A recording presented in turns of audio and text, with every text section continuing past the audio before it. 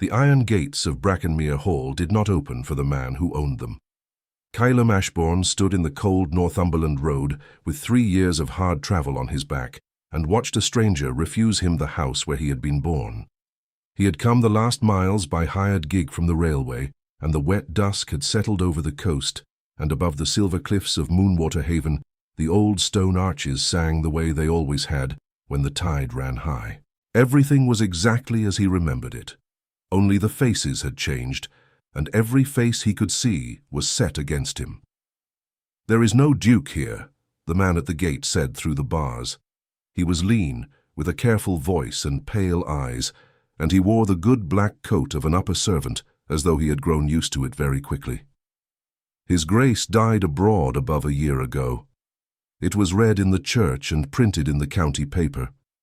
Whatever you have come here to get by lying, you will not get it from me." "I am the Duke of Brackenmere," Kylam said. He kept his voice level, though something under his ribs had begun to harden into stone. "My name is Kylam Ashbourne. I have crossed half the world to come home. I will not be told I am dead by a man whose face I have never seen in my life. Who are you? Where is Corbin, my steward? Where is Mrs. Aldous, who kept this house for my mother?" "Mr. Corbin was pensioned off," the man answered without a flicker. "I am Mr. Rennick. I hold this place for its lawful master, Mr. Wendell Ashbourne, who has buried one cousin already and will not thank you for reopening the grief. Now go, sir, before I send a man to the constable at Alnwick." 2 grooms had come to stand in the yard behind him, and a maid watched from an upper window with her hand at her mouth. Not one of them knew him. Kylam had spent 3 years dreaming of this gate, of the dogs that would leap the wall to reach him, and the hall clock striking the hour of his return. Instead, the dogs were strangers too, and they barked at him as at any beggar, and Mr. Rennick turned and walked back toward the lit windows of the house without once looking behind. Kylam stood a long while in the road after he had gone. The wind came off the sea and carried salt and the smell of coming frost, and the great pale windows of Brackenmere watched him like the eyes of something that had already agreed to forget his name. He walked down into the harbour town as the lamps were lit, and the town used him no better than the hall had done. His letters of credit named a dead man, and no honest banker would touch them. The innkeeper looked at his sunburnt face and his worn coat, and asked him to leave before he had finished half a sentence. By the time the last light was gone from the quay, the returned master of Brackenmere had nowhere to lay his head but a bench beside the fishermen's nets, and no living soul in all of Moonwater Haven who would say that he was the man he was. No living soul, that is, but a woman standing in the doorway of the chandler's shop, who had gone very still at the sight of his face. Her name was Seraphine Vale, and she had not forgotten him. She had come down to the harbour for lamp oil and turpentine, the plain errands of a plain evening, and she had glanced at the tired stranger by the nets, the way one glances at any traveller passing through. Then he had turned his head into the lamplight, and the years fell away from her, and she was 22 again and standing in the great glass house of Brackenmere among the winter camellias, with her heart beating far too fast to speak. She had met him only once, 4 winters gone. It had been enough to mark her for life. "Forgive me," she said, before her good sense could stop her. She had crossed the wet stones without deciding to cross them. "You are the Duke." Kylam looked up. He saw a woman of perhaps 26, plainly but neatly dressed, with a smudge of ink along the side of her hand and steady grey eyes that did not drop from his. He had been called a liar, a beggar, and a grave robber so many times that day that the simple word Duke struck him like a hand laid flat against his chest. "Every soul in this town would swear otherwise," he said quietly. "Then every soul in this town is mistaken," Seraphine answered. "I have seen your face before, sir, in the winter conservatory, among the camellias, 4 years past. You will not remember me. There is no reason you should." But he did remember. Not her name, which he had never learned, and not her circumstances, which he had never thought to ask. He remembered a young woman with a leather portfolio, sheltering from the snow in his father's glass house, and the particular way she had looked at the flowers, as though she meant to carry them off in her memory against some grief she saw coming. He remembered thinking on the morning he sailed that he had been a careless fool not to learn who she was.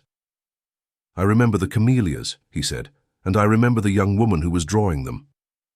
For a moment, neither of them moved. The harbour lamps swung on their chains. The tide came in beneath the ancient arches with its old low song. "You cannot stay on the quay," Seraphine said at last. "It will freeze hard before morning." She hesitated then, and he watched her weigh it, for she was clearly a woman who knew exactly what the world cost a person who lived alone. She knew what it would say of her to bring a strange man to her door after dark. He saw her decide anyway. "There is a cottage on the headland above the harbour. It was an observatory once. I take my supper late, and I keep my own hours, and I answer to no one. You are welcome to my fire until we can think what is to be done." "You would do this," he said, "for a man the whole coast has agreed is a fraud." "I would do it," she said, "because I know that you are not one." The observatory cottage stood high on the headland, a round stone room beneath a domed roof, with a great dark window where a telescope had once stood before her time. Now the room held drawings instead of stars. Everywhere he looked there were studies pinned and stacked and drying, sea lavender and orchids and the pale winter blooms he knew far too well. Seraphine set bread and cold mutton and a pot of tea before him and said little while he ate, and he understood that she was giving him the one thing that no one else in Moonwater Haven had offered him that whole bitter day, which was the ordinary dignity of being believed. "Tell me what has happened here," he said, when the plate was clean. "I left an old steward and a house full of people who knew my voice. I returned to find strangers and a chained gate. It was done slowly, and it was done to look lawful," Seraphine said.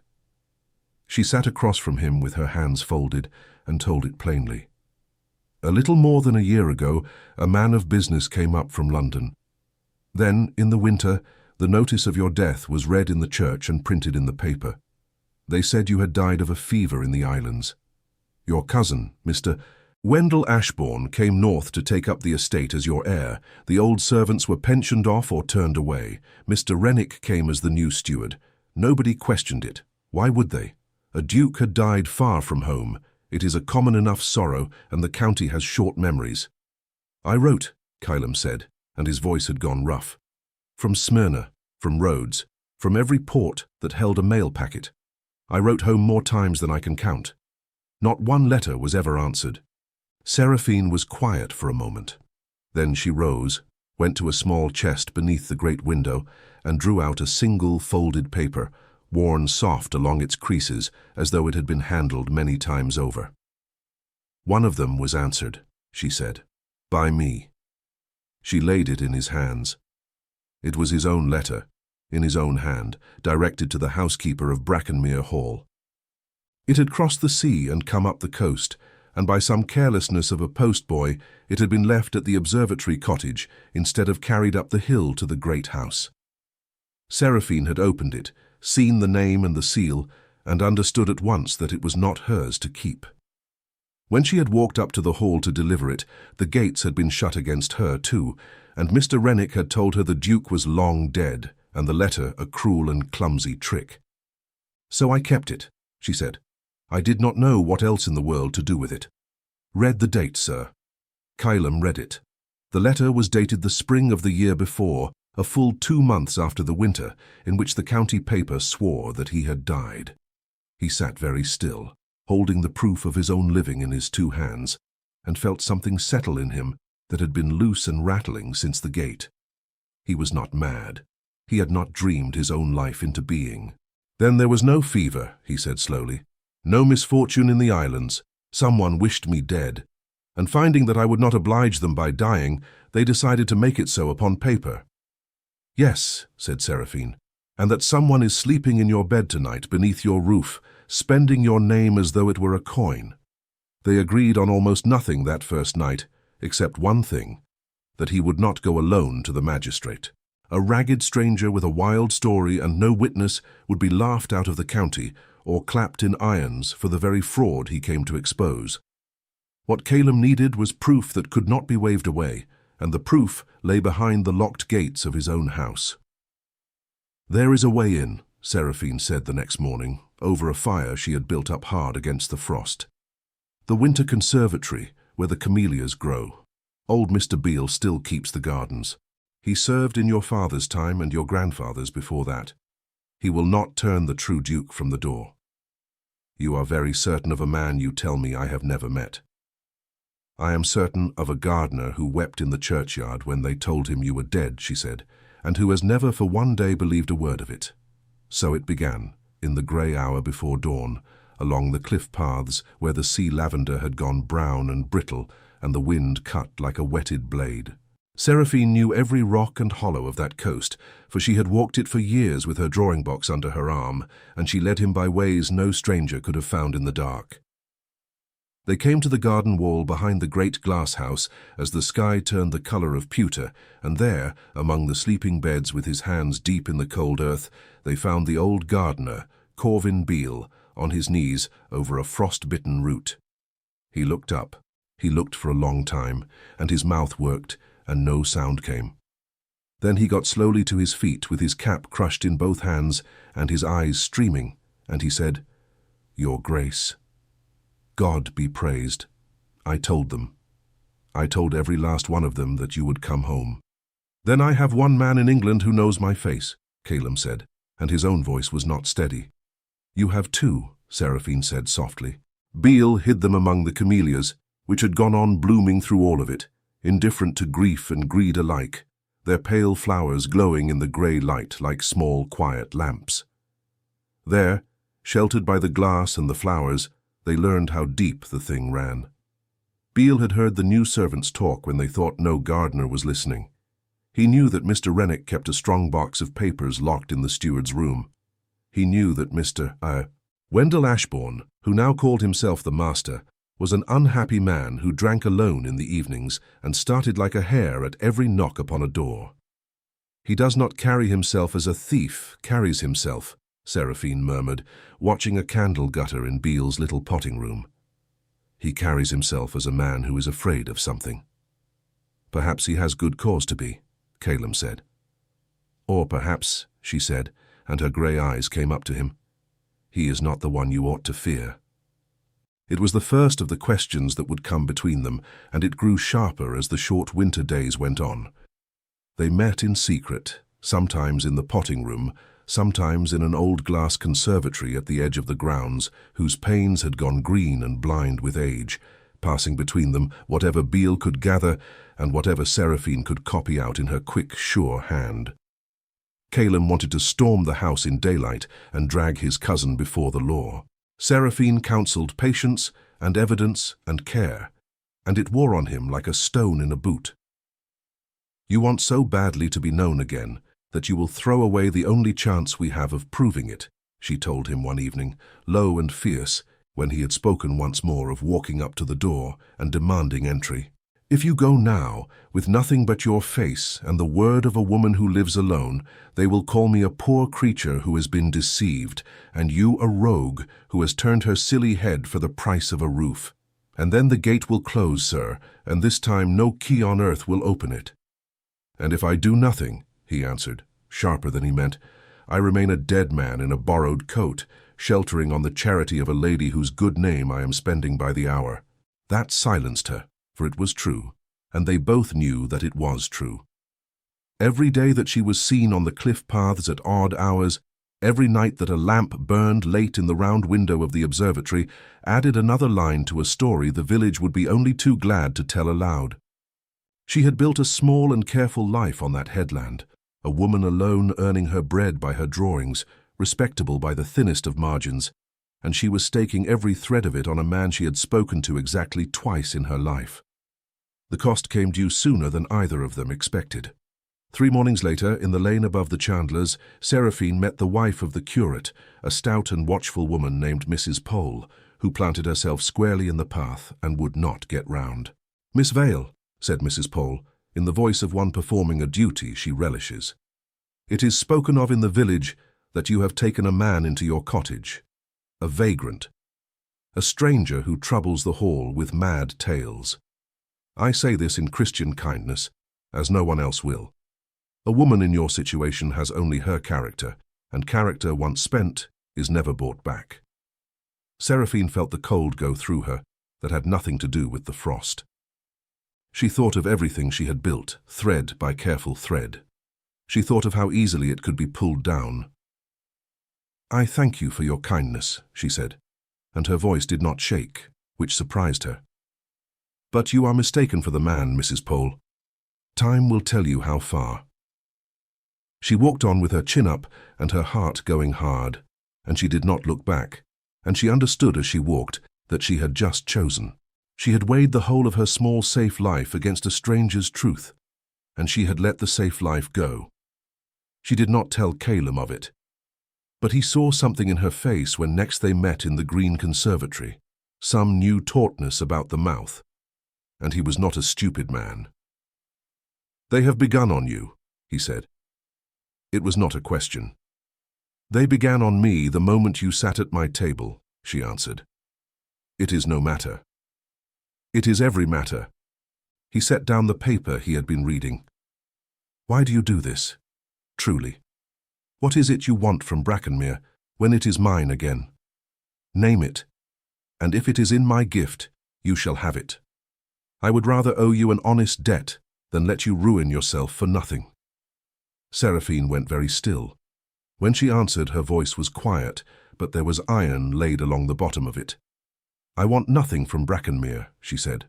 "I have wanted nothing from it since the winter your father's steward told me my drawings were not needed after all, and turned my father's last commission out into the snow. We were near to losing everything that year, sir.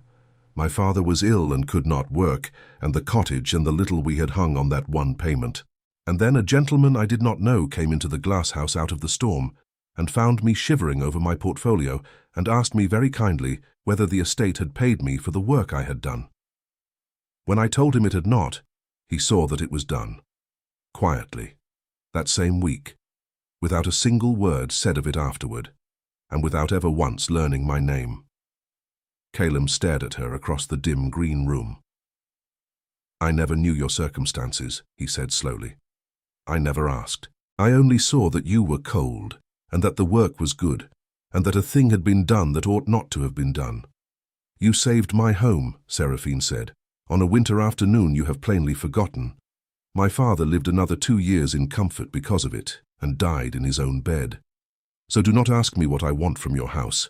I am not here for your gratitude, and I am not here for a roof. I am here because 4 winters ago a man I did not know did a kind thing and asked nothing for it, and because, God help me, I have never once in all that time been able to forget his face.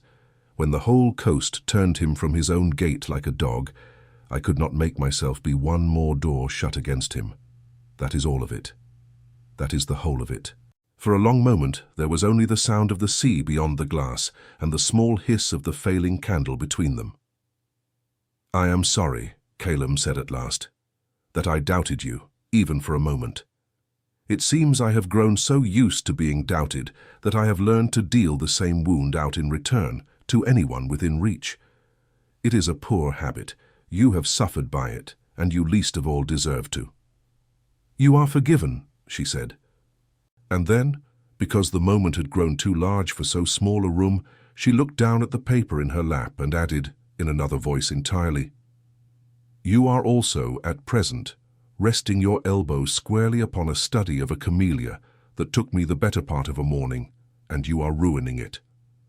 He laughed, for the first time in longer than he could remember, a real laugh that surprised them both, and she smiled, and something between them shifted in that green and glassy light and did not shift back. The danger sharpened after that, and quickly. Rennick, it seemed, had grown uneasy. Beale brought word that the steward had set 2 men to walk the cliff paths after dark on the pretext of poachers, and that questions were being asked in the town about the stranger and the woman on the headland. The old ways in and out were watched now. They could no longer come and go as they pleased. It was this that drove Caleb to a reckless thing. Against every word of Seraphine's caution, he took a labourer's smock and a spade from Beale's shed, smeared his hands and face with earth, and went to work openly in the winter gardens in the plain sight of the house, hidden by nothing but the ordinariness of a man digging. For 2 days it served. On the third, The door of the great glass house opened, and Mr. Wendell Ashbourne himself came out into the cold to look at the camellias, and stopped not 4 feet from the man he believed he had buried. Kylam kept his head down and his spade moving, but Wendell did not move on. He stood, and he stared, and his pale, drawn face grew paler still.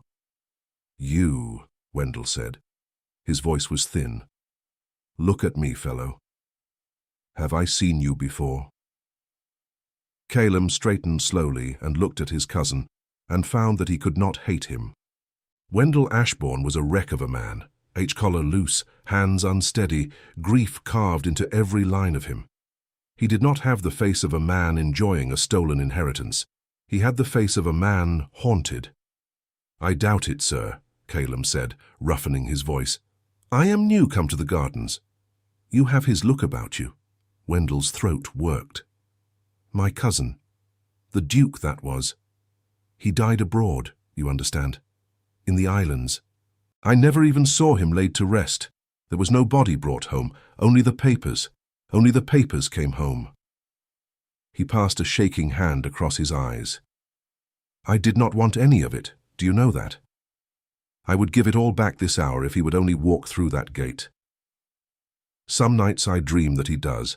I dream that he stands in the hall and asks me what I have done in his house, and I have no answer for him. No answer at all." For a moment, Kylam could not speak. Here was the whole shape of the thing laid bare in a broken man's rambling. Wendell was no mastermind. He was the fool the true thief had needed. He had been shown papers that swore his kinsman was dead, and he had believed them because they had come from a hand he trusted absolutely. "I am sure the gentleman rests easy, sir," Kylam managed at last, "and thinks no ill of you." Wendell looked at him strangely a moment longer, then shuddered, drew his coat about him, and went back into the house without another word. Kylam stood in the cold with his heart slamming, and when he told Seraphine of it that night, she took his hand without thinking and held it, and neither of them noticed for a while that she had. "It was never the cousin," she said softly. "You saw it yourself. Then who showed him the papers? Whose hand did he trust so completely that he never thought to question them?" "That," said Kylam, "is the thing we must find. And I begin to think we shall not find it in the steward's strongbox. A man like Rennick is a hired hand. He follows. He does not plan." The storm came 3 nights later, and it changed everything. It rose out of the northeast with no warning the fishermen would afterward admit to, and it caught the 2 of them out on the open cliff as they made for the green conservatory, and drove them, blind and soaked, into the only shelter within reach, which was the old lighthouse at the end of the point. Its lamp had stood dark for years, since the newer light was built along the coast, and the lower rooms had long since been given over to the forgotten paper of a great house, ledgers and letter books, and the dusty overflow of 100 years of Ashbourne business. They barred the heavy door against the wind and lit the single lantern Seraphine carried at her belt, and there, waiting out the storm among the mouldering records of Brackenmere, they found at last the thing they had been hunting all those bitter weeks. It was Seraphine who found it, of course. She had spent her whole life reading small things closely. Among a bundle of correspondence that had plainly been meant for the fire and merely forgotten, she drew out letter after letter in Kylam's own hand, sent home from every port of his long journey, and never once delivered. Smyrna, Rhodes, the white harbours of the Mediterranean. Each was dated. Each was a fresh nail driven into the coffin of the lie that he had died in the winter of the year before. "They kept them," she breathed, spreading them out in the swaying light. "They did not even bother to burn them. They only hid them here, so sure that no living eye would ever go looking." "Arrogance," Kylam said, turning the pages, seeing his own months of longing for home laid out before him like the evidence in a trial. "They believed the dead do not come back to read their own letters." But it was the last paper in the bundle that stopped the breath in both their throats. Beneath the letters lay a single document, sealed and witnessed with every appearance of law, and it was the record of his death, forged whole and entire. The hand that had drawn it up was clerkly and exact. The seal at its foot was the seal of the estate. And beneath the seal, as witness, In a signature Calum knew as well as he knew his own was a name he had never once thought to suspect. Not Wendell Ashbourne, the broken cousin. Not Rennick, the careful hired steward. The name written at the foot of the forgery was Josiah Crane, solicitor. The man who had served the Ashbourne family for 30 years. The man who had held Calum on his knee as a small boy, who had taught him to fish in the estate's cold streams, who had stood weeping at his father's grave and pressed the young duke's hand and sworn to serve him as faithfully as he had served the father. It was never the cousin, Seraphine whispered again, and now she understood the whole of it. Wendell only did as he was bidden. He was shown a paper that swore his kinsman dead, and he believed it, because the family's own trusted solicitor had set his name to it as witness. Who in the world would doubt Mr. Crane? Calum sat down slowly on a chest of ledgers. The storm shook the old tower to its stones, and the sea roared white at its feet, and he held in his 2 hands the proof that the betrayal did not lie with a stranger at the gate or a weak man in his cups, but ran straight through the very heart of his house, through the one hand he had trusted longest and doubted least. 30 years, he said. My father called that man his friend. I would have set my life in his hands and never counted the risk. Men who are trusted longest, Seraphine said quietly, are the very men best placed to do the deepest harm. No one watches them. No one thinks to. She knelt down before him on the dusty boards and laid her ink-stained hand over both of his. But you have him now. This cannot be laughed away, nor waved off as the raving of a beggar. Your own letters, dated and sealed at foreign harbours, months after they swore you dead. A forged certificate in his own hand, with his own name beneath it. No magistrate in England could look at these and call you a fraud. He turned his hand beneath hers so that their fingers laced together, and for a long while they simply sat, the 2 of them, in the drowned lantern light of the old dead lighthouse, with the storm outside and the truth between them and something warmer than either one of those filling up the small dry room. When this is finished, Calum said at last, when I have my name again and my house and my letters answered, I shall be the Duke of Brackenmere once more, and all the coast that turned me away will bow itself double. And you will be the lady I met among the camellias, who knew me when the whole world had agreed to forget, and who asked me for nothing. He looked at her steadily in the swaying light. I find that I do not want that to be the end of it. I do not want you to become a story I tell. Seraphine did not look away from him. She had learned long ago, in a colder winter than this, the price of looking away. Then do not let it be the end of it, she said. They did not speak again for a while. There was no need. The storm kept its own counsel, and the sea sang beneath the stone, and when at last the wind fell away toward dawn, they walked back along the streaming cliff with the evidence wrapped tight in oilcloth between them, and a thing understood at last that neither of them had yet dared to say aloud. It ended, as such things must, in the daylight and before witnesses. Calum did not go to the gate this time. He went to the magistrate at Alnwick, a stout old gentleman named Sir Harry Fenn, who had been a friend of his father's and had dined 100 times at Brackenmere in the old days. He went with Beale at his side to swear to his face, with Seraphine's careful copies of every letter made out in triplicate, and with the oilcloth bundle laid open upon the magistrate's own table. Sir Harry read the papers in a lengthening silence. He held the forged certificate close to the window, and he went pale, and then he looked up into the face of the ragged traveller before him, and saw past the sun and the weariness and the 3 hard years, the boy he had known.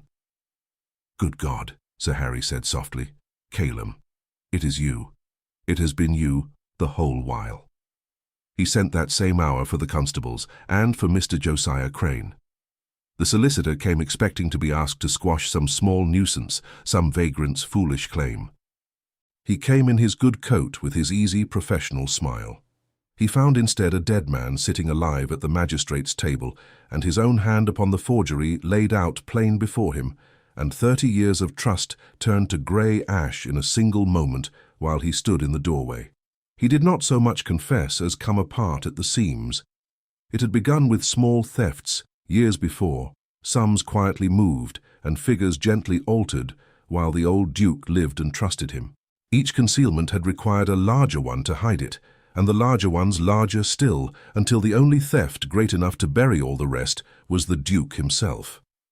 When Calum went abroad for 3 long years, Crane had seen his chance and taken it with both hands, certain that the distant sea would keep the truth forever.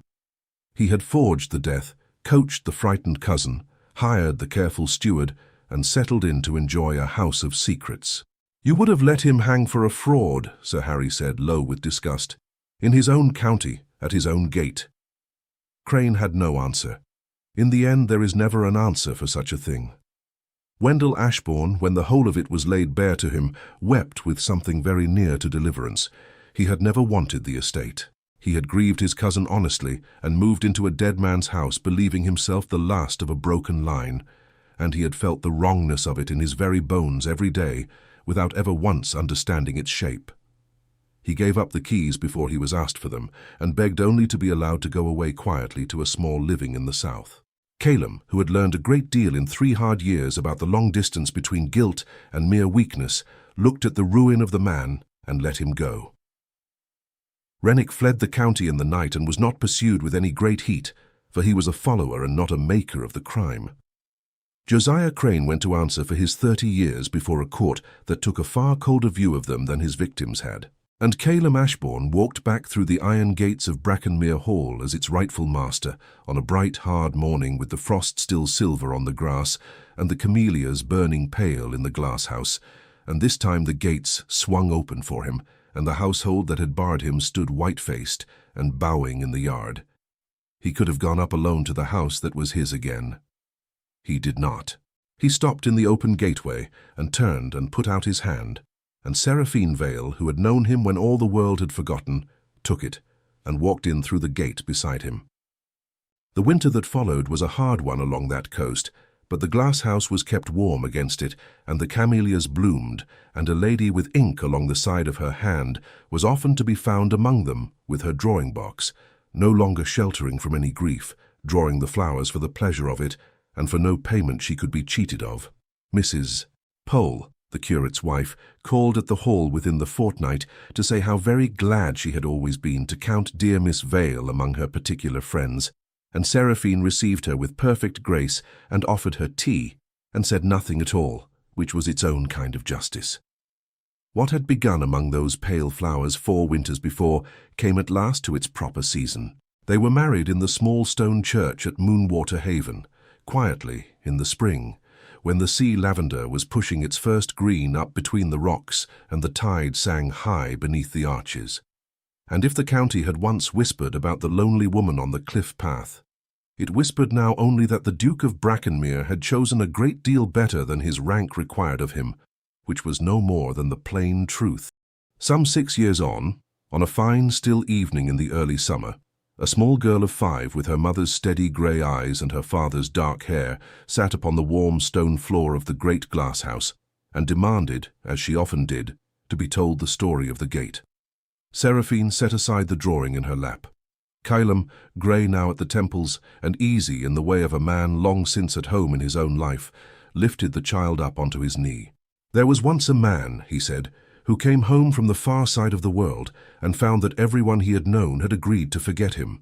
They chained their gates against him and swore that he had died.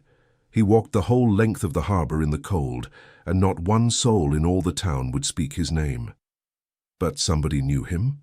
the girl said, for she knew the shape of it by heart and could not bear to wait for it. "One person knew him," her father agreed. He looked across the warm green room to where her mother sat among the flowers, watching them both with the particular quiet of a woman who has been given far more than she ever thought to ask for. One person looked at a ragged, tired stranger that the whole world had turned out into the dark and saw the truth of him at a single glance and would not shut her door. And because of her, and only because of her, that man found his way home. The child considered this with tremendous seriousness, the way that small children consider the great matters of the world. "And then he was a duke again," she said, satisfied, laying out the ending as she understood it. "And then," Calum said, He became something he liked a great deal better than being a duke. He became hers. Outside the glass, the tide came in beneath the ancient arches and sang the way it always had, and the camellias glowed pale in the last of the light, and the long gold evening lay quiet over Moonwater Haven, where a man who had once lost his name entirely had found in the one heart that never doubted him for a moment a reason worth a great deal more than any he had left behind on the far side of the sea. If this story has stayed with you, stay a little longer, and let me tell you another.